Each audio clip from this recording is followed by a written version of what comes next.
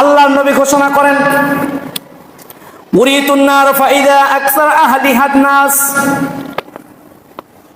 আমি যখন মেরাজের রজনীতে গেলাম, আমার সামনে যখন জাহান্নামকে হাজির করা হলো, আমি দেখলাম অধিকাংশ মহিলা হলো জাহান্নামী।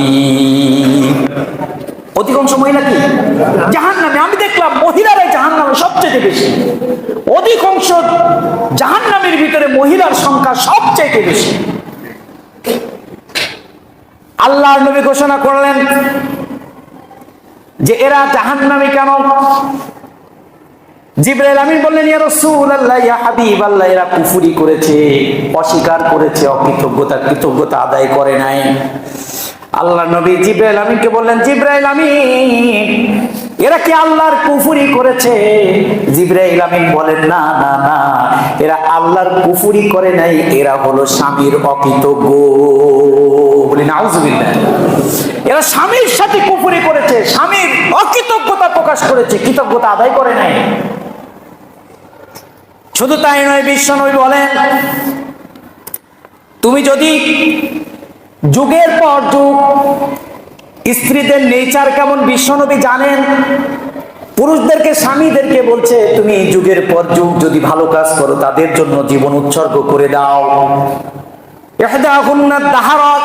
তাদের জন্য যদি যুগের পর যুগ ভালো কাজ করো, সারাদিন রিজিক অন্বেষণ করে নিয়ে এসে তাদের সামনে রিজিকের ব্যবস্থা করে দাও, তাদের ভরণ পোষণের ব্যবস্থা করো, সব কিছু যদি করো, আর একদিন যদি 19-20 থেকে 19 হয়ে যায়, তারা বলবে তোমার জীবনে, আমার জীবনে তুমি কিছুই করো নাই। বলে না, আমার জীবনে তোমার কোনো অবদানই নেই। আল্লাহর নবী বলছেন এই কথা। এটা হলো অকৃতজ্ঞতা। এটা হলো কি? অকৃতজ্ঞতা। আল্লাহর নবী বলেন, আমি যখন মেরাজের রজনীতে গেলাম, আমি গিয়ে আমার সামনে যখন জাহান্নামকে হাজির করা হলো, আমি দেখলাম জাহান্নামের অধিকাংশ বাসিন্দাই হলো মহিলা। আর এই মহিলারা জাহান্নামী হবে তার প্রথম কারণ হলো তারা স্বামীর অকৃতজ্ঞ। কার অকৃতজ্ঞ?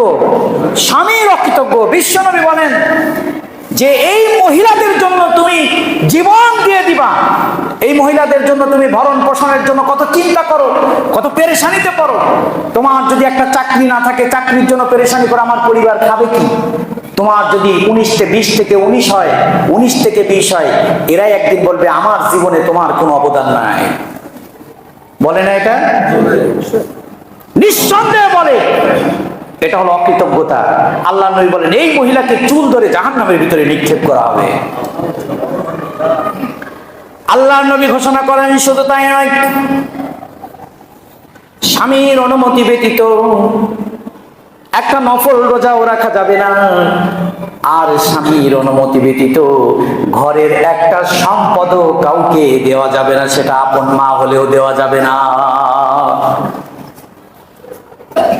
নিজের সম্পদ, ঘরের সম্পদ, একটা সম্পদ, এক কানাকড়ি পরিমাণও আপনি কাউকে দিতে পারবেন না স্বামীর অনুমতি ছাড়া।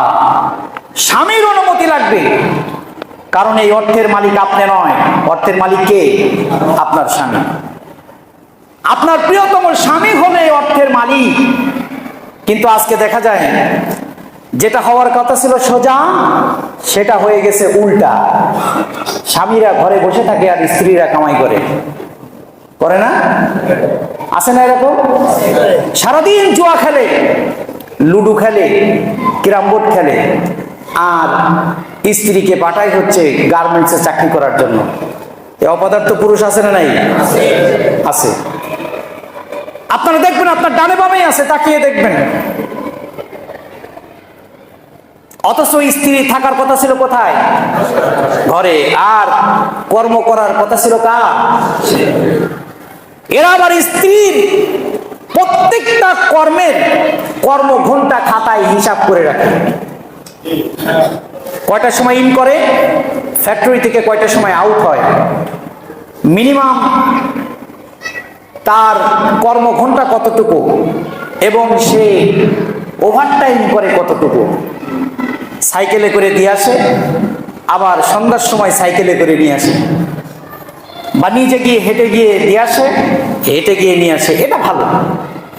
নিজের আমানত নিজে গিয়ে রেখে আসতেছে, আবার নিজের আমানত নিজে নিরাপত্তা দিয়ে নিয়ে আসতেছে। যখন মাসের বেতন হয় দেখবেন যে ওই ঘর থাকে না, ওটা ভূমিকম্প শুরু হয়ে যায়। কি শুরু হয়ে যায়? ভূমিকম্প শুরু হয়ে যায়। ওই ঘর আর ঘর থাকে না, ঘর হয়ে যায় জাহান্নাম। কারণ ওই টাকা তো আপনার না, আপনাকে তো দিতে চায় না, ওই টাকা আপনাকে দিতে চায় না। ওই টাকা আপনাকে দিবে কেন? আপনার সম্পদ আপনি হেফাজত করবেন, আপনার সম্পদ আপনার স্ত্রী হেফাজত করে, স্ত্রীর সম্পদ আপনার হেফাজত করা লাগবে না। ওইটার হিসাব আপনি খুব নিতে পারেন। আপনারা 1টা 2টা পর্যন্ত লুডুর ঘরে থাকেন, ক্যারাম বোর্ডের ঘরে থাকেন, স্ত্রীর রক্ত পানি করা উপার্জিত অর্থ ব্যয় করেন, আপনার তো ধ্বংস হয়ে যাওয়া উচিত। আল্লাহ তাআলা হেফাজত করুক, সবাই বলে আমিন।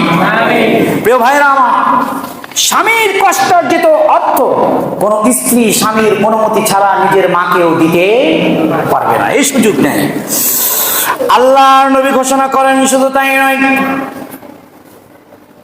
স্ত্রীদেরকে ওয়াজ করে বিশ্ব নবী বলেন, নিজের স্বার্থের চাইতে স্বামীর স্বার্থটাকে সবচেয়ে বড় করে দেখতে হবে।